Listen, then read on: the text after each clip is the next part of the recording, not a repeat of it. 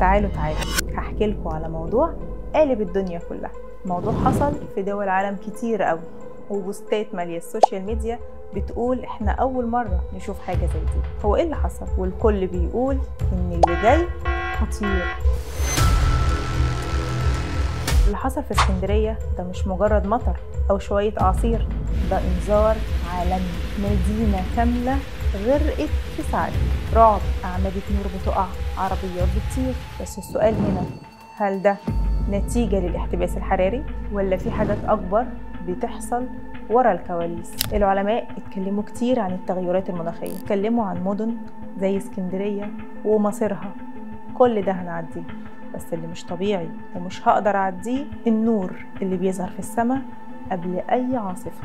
ده بقى لا برق ولا رعد ولا أي حاجة العلماء عارفينها، ده حاجة ومن غير صوت، كأن السماء بتفتح فجأة وبتولع ومفيش أي تفسير. الغريبة إن العاصفة بعد كده بتيجي فجأة من غير أي توقعات أو إنذار. حصل كده في اليابان سنة 2011 قبل تسونامي.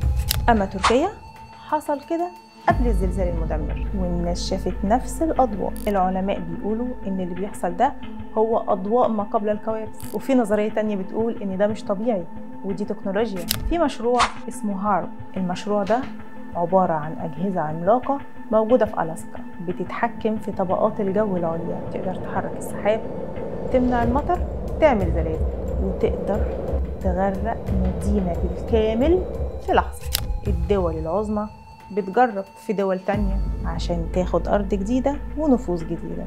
اللي حصل في اسكندرية هو اختبار صغير ومش لازم نعديه بالساهل، لأن مستقبل الكوكب بيتكتب من جديد، بس مش بإيدينا. وخلي بالك، اللي بيحصل فوق هيغير حياتك تحت. أنا أسماء مدين، بجيب لكم كل حاجة جديدة وغريبة في دقيقتين جامدين.